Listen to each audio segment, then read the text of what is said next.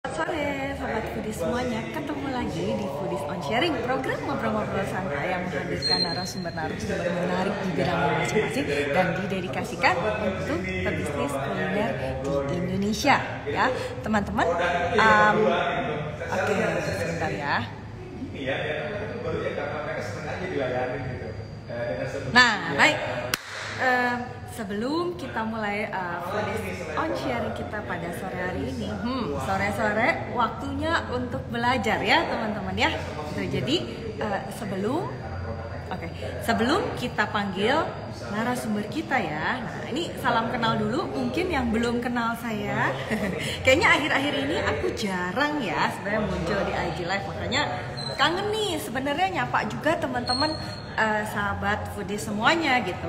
Perkenalkan, saya Sarita Suteja, edukator di Foodies Academy yang selama beberapa waktu ke belakang akan nemenin teman-teman semua untuk ngedengerin sharing dari narasumber kita di sore hari ini yang tentunya pasti sangat inspiratif ya gitu. Dan perkenalkan, saya juga Sarita Suteja ya. Mungkin yang belum tahu ya, yang belum tahu saya, mungkin teman-teman juga bisa kunjungin YouTube channelnya Foodies ya. Jadi kalau misalnya teman-teman pengen juga dapetin kelas-kelas dari Foodies ya, itu bisa juga kunjungin channel YouTube-nya Foodies, atau teman-teman bisa just follow foodies.id.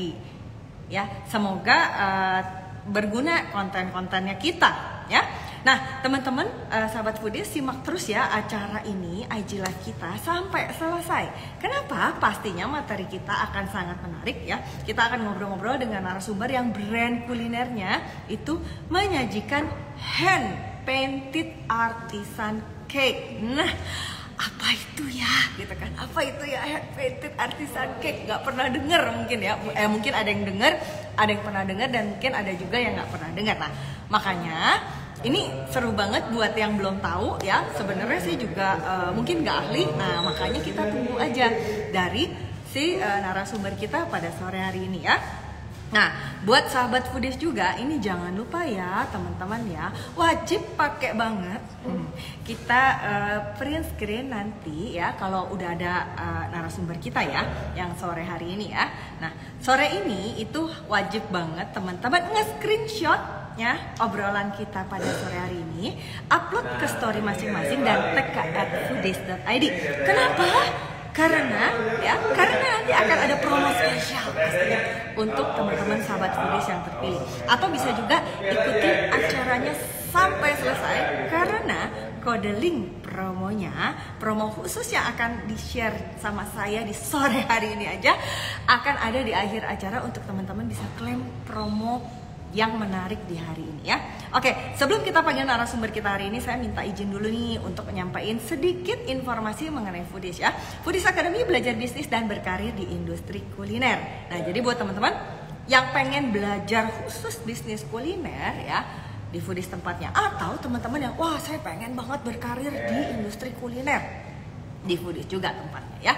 Dengan visinya changing people lives through F&B education, teman-teman ayo bergabung dengan lebih dari 100.000 teman-teman foodpreneur yang telah teredukasi di seluruh Indonesia ya. Bisa juga teman-teman kunjungin Foodies Telegram channel. Caranya gimana Mbak Sarita? Caranya di t.me/foodies.id ya. t.me/foodies.id ya. Jadi langsung diklik aja. Tentunya telegramnya Foodies isinya apa aja sih gitu. Isinya ya, kita akan update mengenai perkembangan dan isu-isu terkini di bisnis kuliner setiap hari ya.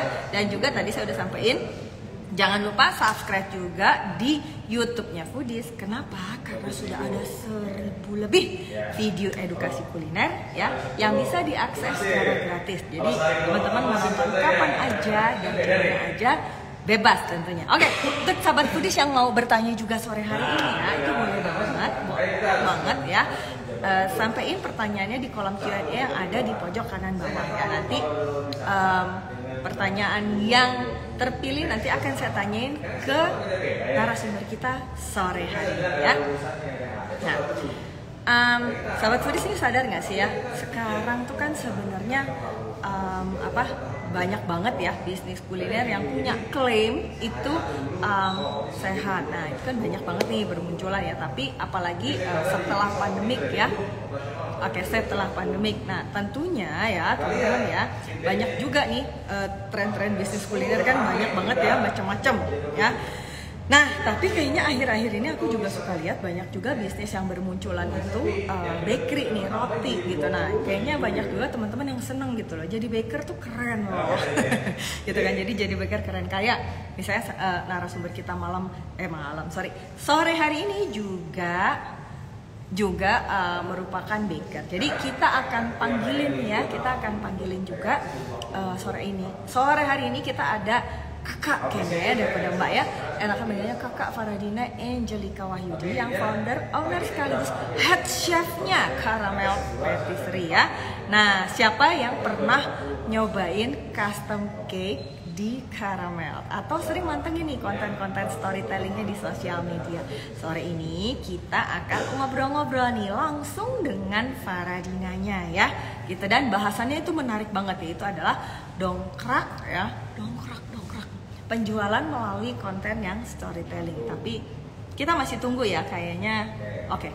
Kayaknya sebentar itu sudah join. Sebentar aku akan add ya. Jadi teman-teman nanti yang mau nanya jangan lupa boleh banget di kolom Q&A yang di bawah. Sebentar, aku pengen panggil dulu ya biar nggak penasaran lagi ya teman-teman ya. Jadi aku invite narasumber kita pada sore hari ini.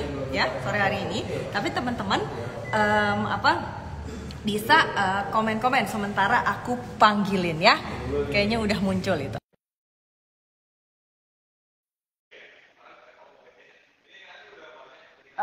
Oke, kita masih tunggu ya. Oke, halo, selamat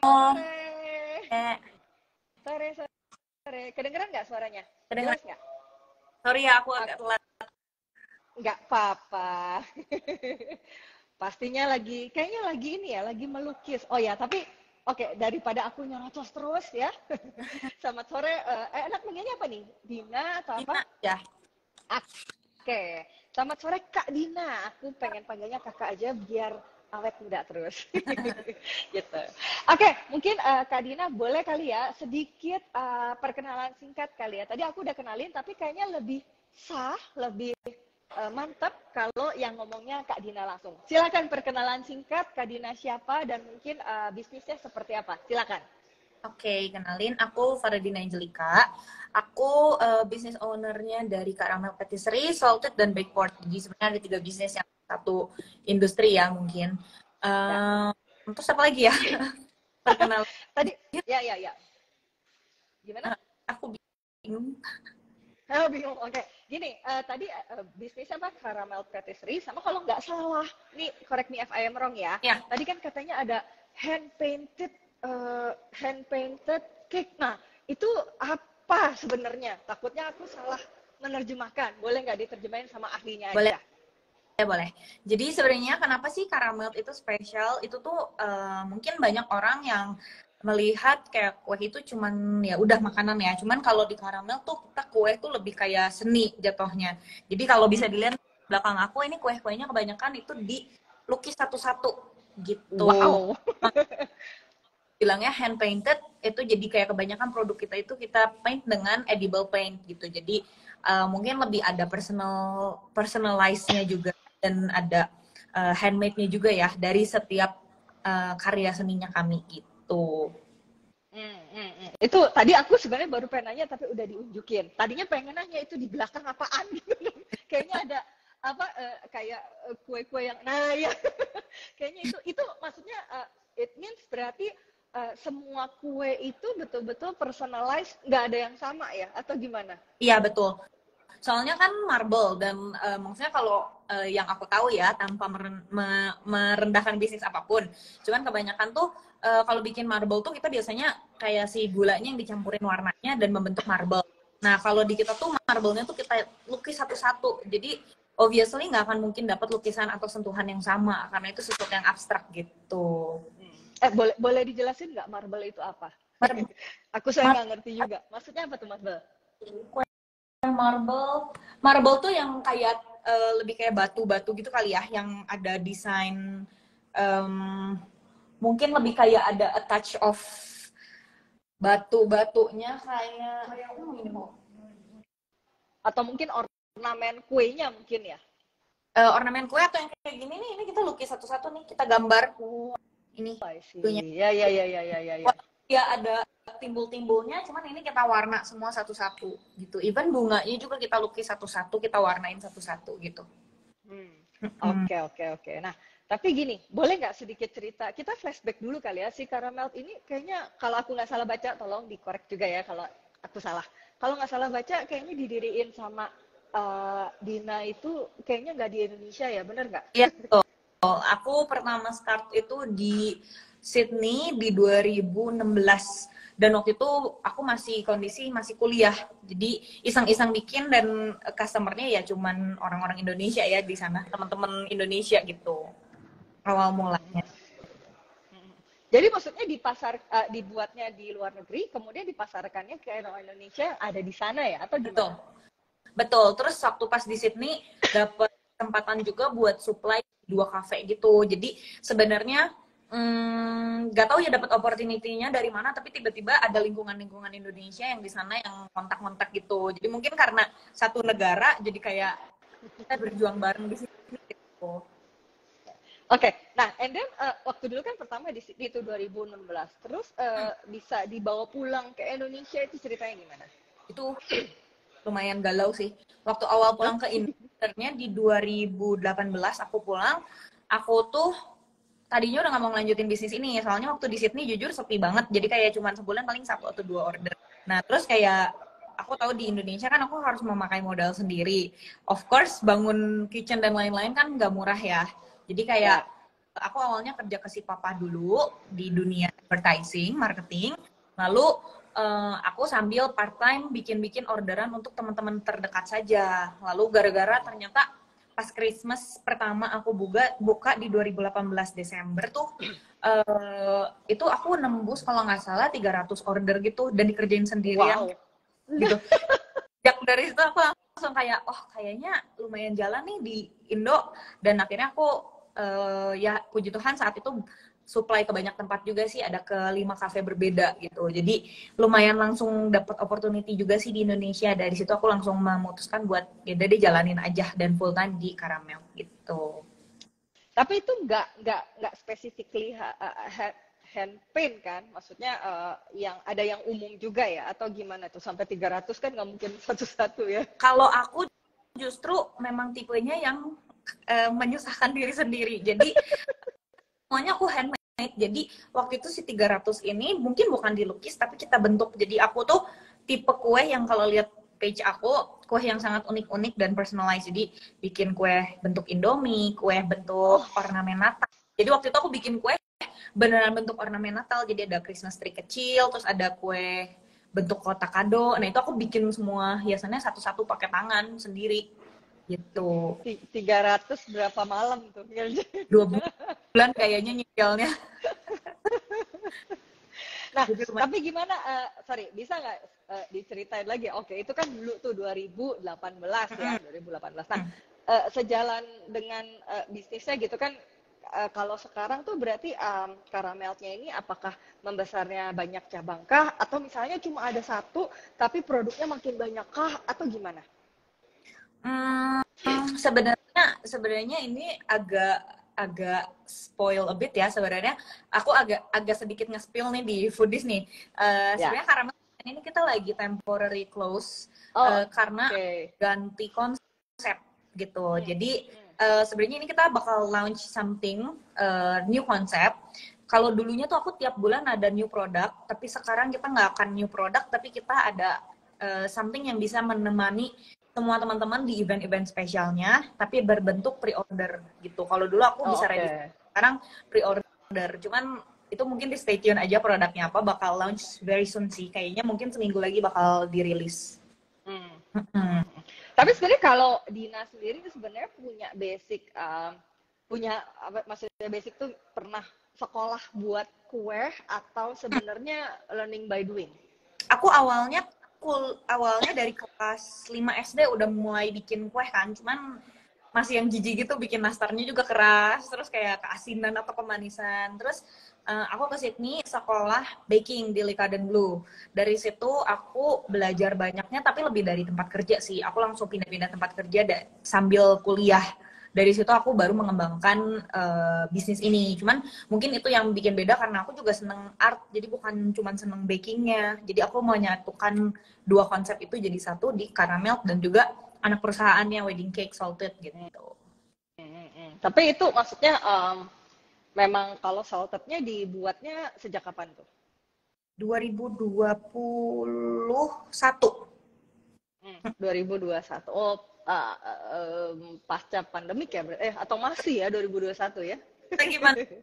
Gara-gara iseng-iseng gak ada kerjaan di rumah, Caramel juga gak ada orderan, aku punya styrofoam nganggur, aku iseng-iseng nge-cover, terus aku tiba-tiba teman ada yang, Din, aku mau nikah akhir tahun, pengen kuehnya ke lu. Terus, terus ya udah deh masuk dunia industri wedding cake langsung gitu. Nah, terus kan kalau kita ngelihat konten-konten sosmednya Caramel itu kan banyak yang bener-bener storytelling banget ya. Nah, itu bisa diceritain nggak? Maksudnya idenya dari mana gitu kan? Kenapa memilih storytellingnya gitu? Dan gimana sih cara memulai storytellingnya itu? Oke.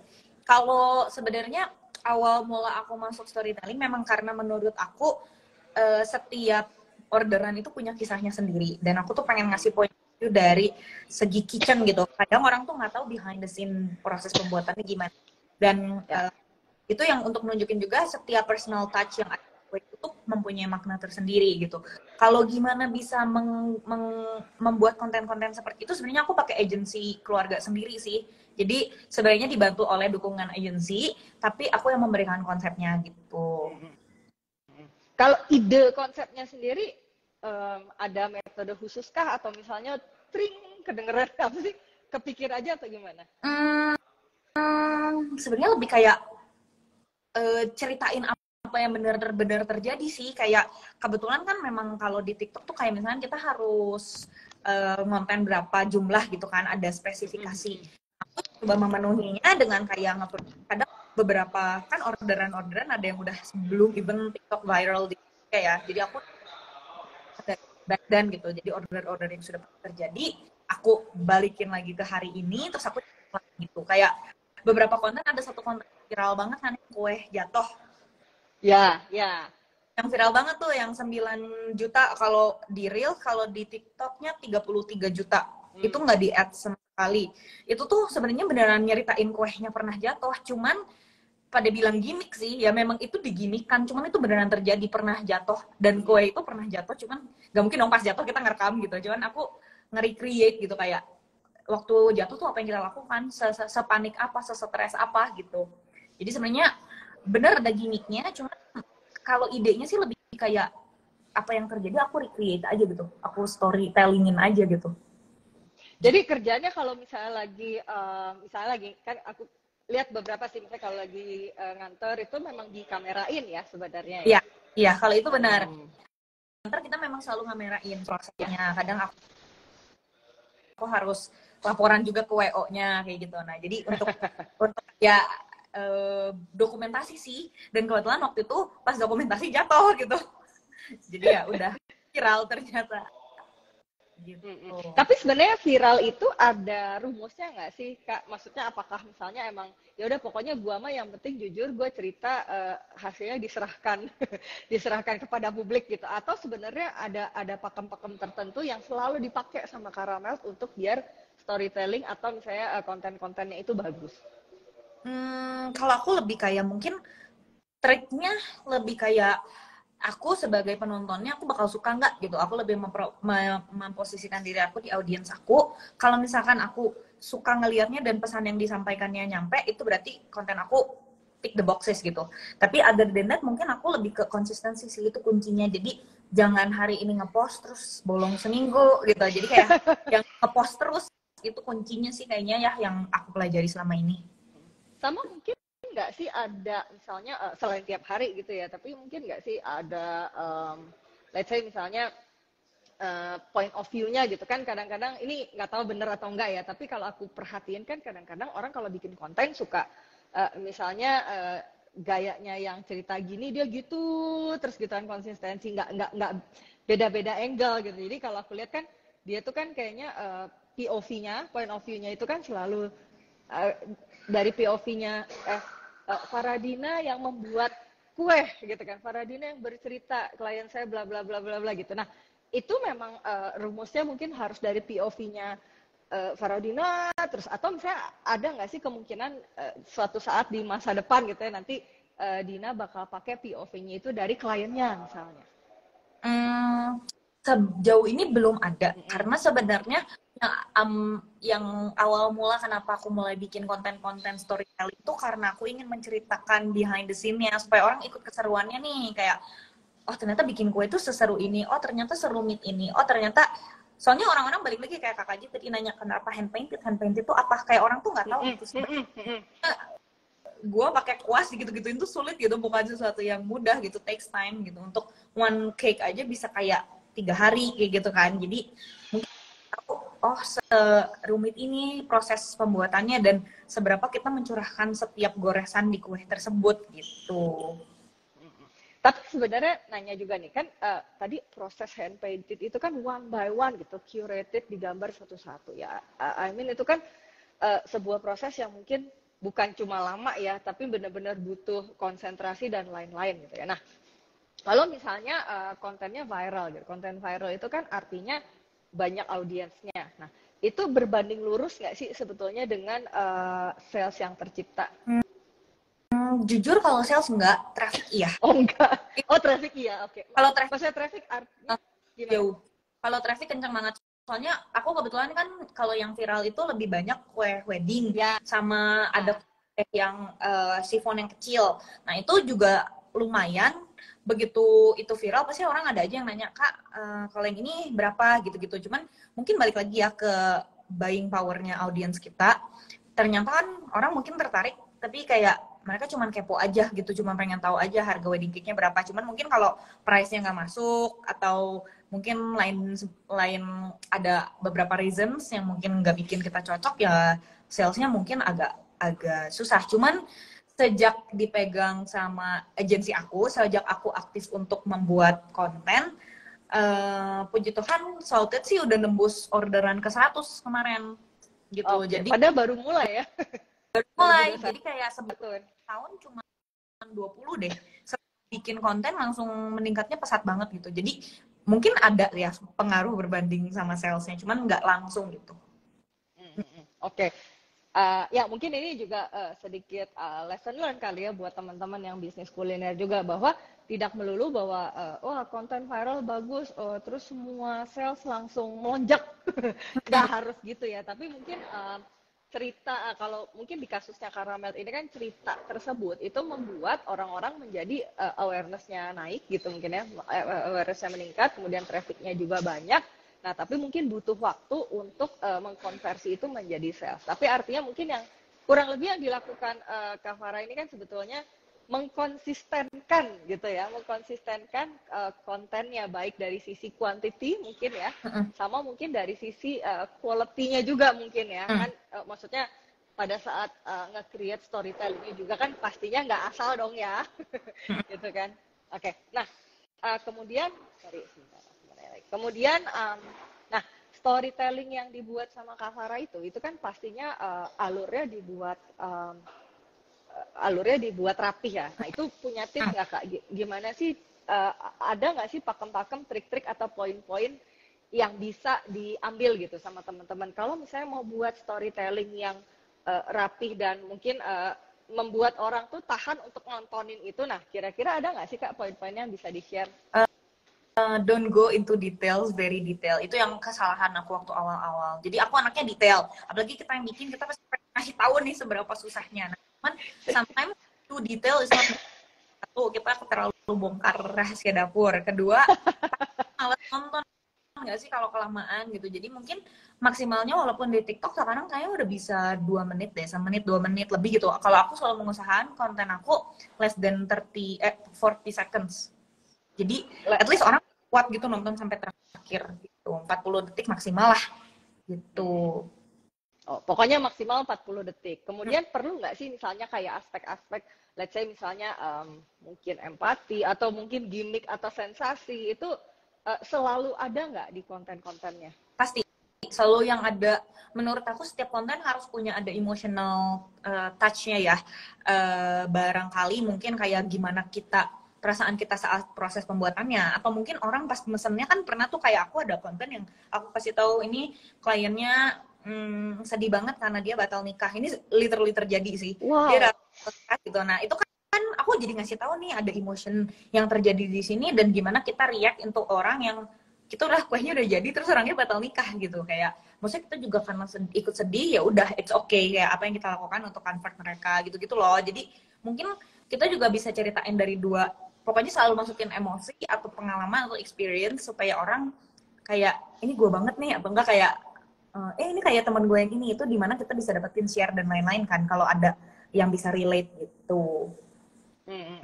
Nah, coba aku boleh nggak nanya dong, tadi kan katanya ada konsep baru. Konsep barunya itu yang tadi ya salt ya kalau nggak salah ya, salt patisserie atau apa sih tadi namanya, sorry takut salah ngomong gue. Tetap under caramel. Kalau salted itu udah jalan terpisah. Jadi kemarin ini jalannya berdua. Kalau sekarang caramel lagi off dulu, tapi caramel bakal rebranding gitu. Oke. Boleh di-spill nggak dikit-dikit? Pokoknya sesuatu yang bisa menemani event-event kecil kalian. Jadi not necessarily kue ulang tahun, tapi bisa kayak arisan, kumpul-kumpul, makan sore, itu bisa gitu. Keuntungannya USP-nya kita mungkin lebih ke produknya murah dan minimum quantity ordernya tuh kecil. Jadi kayak nggak usah order banyak banget untuk bisa dapetin kayak si kue gemes ini gitu. Kuehnya gemes. Itu Kuenya gemes ya. Nah, oke. Apa? Tapi kalau karamel ini sebenarnya lokasinya di mana dan bisa dipesan dari kota apa aja sih? Oke, kalau kita sih di Bandung. Saat ini masih di Bandung saja, doakan kita bakal buka branch. Cuman so far kita masih di Bandung doang dan masih online aja. Cuman kita bisa visit kok, tapi untuk lebih ke wedding cake. Jadi studio kita bisa di-visit banget, ada di Bandung juga di daerah Sumbersari gitu. Ada di Google Maps juga, kalau mau cek boleh. Kalau untuk bisa di-order untuk beberapa kue bisa di-order ke Jabodetabek, tapi di luar itu kita masih belum bisa sih, masih Bandung only. Oke. Oke, nah mungkin kalau dari Kak Dina ada yang mau disampaikan nggak sebelum sebelum nanti aku masuk lagi ke informasi tentang foodies. Mungkin lebih ke ini ya, mengembangkan informasi dan edukasi tentang kuliner itu menurut aku penting ya. Jadi nggak cuman sekedar menjalankan dan learning as we go, kita harus punya bensin yang tepat gitu menurut aku ya. Kayak mungkin aku I'm grateful udah pernah kerja sama foodies beberapa kali dan so far maksudnya kenapa aku menerima ajakan untuk bekerja samanya ya mungkin salah satu yang bisa dipercaya ya, sumber yang bisa dipercaya juga. Jadi mengisilah bensin yang tepat. Jadi mungkin untuk kita mau jual produk sebagus apapun, tapi kalau kita nggak punya strategi-strategi yang tepat, menurut aku pasti melempem sih gitu. Jadi untuk keep us updated dan mungkin lebih punya strategi, kita harus punya bensin yang tepat aja sih. Mungkin itu tips yang aku bisa kasih sih. Dan jangan berhenti berjuang walaupun sekarang dunia kuliner lagi berat banget ya, apalagi dunia lain lagi berat banget gitu. Tapi ya harus keep creating sih menurut aku. Itu yang penting sih. Ya. Tetap semangat dan keep learning ya, walaupun kuenya jatuh gitu ya. Tetap semangat gitu ya, tetap cari jalan gitu ya. Oke nih, thank you banget buat Kak Dina ya. Tapi ini semoga teman-teman sahabat foodies juga sudah mencatat ya inspirasi dari Kak Dina tadi nih ya. Nah, sebelumnya ya, sebelum kita akhiri gitu ya, aku mau sedikit info buat teman-teman sahabat foodies yang lagi nonton atau yang nanti nontonnya di YouTube ya, karena biasanya ini akan diupload lagi di YouTube ya. Teman-teman yang pengen mulai bisnis kuliner dari rumah, misalnya pengen punya bisnis bakery tapi belum tahu mulai dari mana, atau misalnya mau bisnis bakery tapi nggak tahu gimana setup bisnis bakerynya, nggak punya ide buat produk bakery yang sesuai market, nggak punya pengetahuan di bidang bakery dan teknik pembuatannya, nggak tahu cara ngembangin bisnis bakery dan nggak tahu rumus pola dan kunci inovasi produknya. Nah, kenapa sih bisnisnya bakery gitu ya? Kenapa bakery ini menarik gitu? Kenapa? Karena sebenarnya bisnis bakery ini bisa dimulai dari skala rumah tangga atau home industry hingga industri dengan skala yang pabrikasi atau manufacture ya. Roti juga menjadi bahan baku yang paling banyak ketiga yang dikonsumsi oleh masyarakat Indonesia setelah nasi dan mie. Wow, bayangin ya.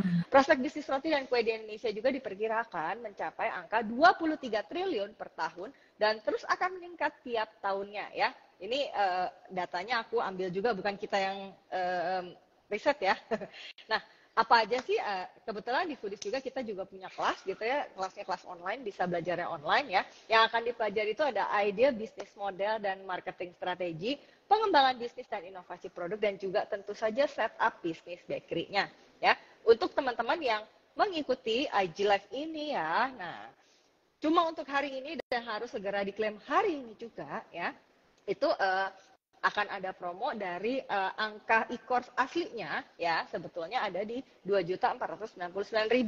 Tapi khusus untuk yang hari ini ikut di IG Live kita, atau aku tungguin deh sampai hari ini malam ya, itu teman-teman bisa dapetin promonya di 399.000. Nah, caranya gimana gitu ya, pertanyaannya gitu ya, caranya gimana? Teman-teman bisa klik di bit.ly yang udah aku pin di bawah situ, atau langsung aja lah tanya aja ke CS-nya Foodies di 0811 2009 7974. Aku ulangin ya, 0811 2009 7974, atau DM Instagram aja ke Foodies lah, pasti nanti dijawab ya sama teman-teman ya. Oke, nah teman-teman, buat mengakhiri ya live kita sore hari ini, boleh ya aku minta Kak Dina untuk kasih closing statement kali ya, pesan-pesan ya, pesan-pesan untuk teman-teman sahabat Foodies ya, gitu, untuk biar lebih semangat lagi. Silakan. Agak bingung ya. Pesan-pesan, mungkin closing statement aku lebih ke keep creating, keep learning. Seperti sponge lah di luar sana, siapapun yang ngasih kritik anggap itu sebagai semangat buat kita buat keep improving, dan ya jangan patah semangat dengan kesulitan apa ya, ekonomi kita saat ini sangat sulit, tapi jangan patah semangat, keep creating, keep innovating aja sih. Oke, kita masuk ke sesi terakhir sebelum kita berpisah ya. Kita foto bareng kali ya. Sebentar, aku turn off commenting dulu. Jadi teman-teman jangan lupa di screenshot ya. Aku bergaya dulu gitu ya. Nanti di screenshot, di post ya story masing-masing, dan jangan lupa di tag-nya ke @foodies.id, dan boleh di ke Faradina Angel ya. Angelica, sorry. Faradina Angelica. Oke. Semoga sudah tercapture ya teman-teman. Nah, teman-teman yang mungkin tadi kelewatan dari IG story kita, jangan khawatir karena IG live-nya bakal terus ada di Instagram-nya Foodies, dan biasanya akan diupload juga ke YouTube-nya Foodies ya. Jadi teman-teman jangan khawatir, selalu bisa diputar ulang ya. Dan jangan lupa tadi jangan pernah menyerah ya. Jangan pernah menyerah kayak Kak Dina ya. Kayak Kak Dina. Dan mungkin kita bisa ketemu lagi di kesempatan kita selanjutnya yang kedepannya. Dan terima kasih, ujung-ujungnya aku mau ngasih tahu juga, terima kasih untuk Kak Dina ya, untuk kesempatannya sore hari ini kita sharing-sharing ya. Dan semoga berkatnya balik lagi untuk Kak Dina dan juga teman-teman semua di Caramel ya. Thank you ya. Amin. Terima kasih buat teman-teman, thank you juga Kak Dina, dan sampai ketemu lagi di IG Live kita selanjutnya, dan maju terus bisnis kuliner Indonesia. Selamat sore, thank you.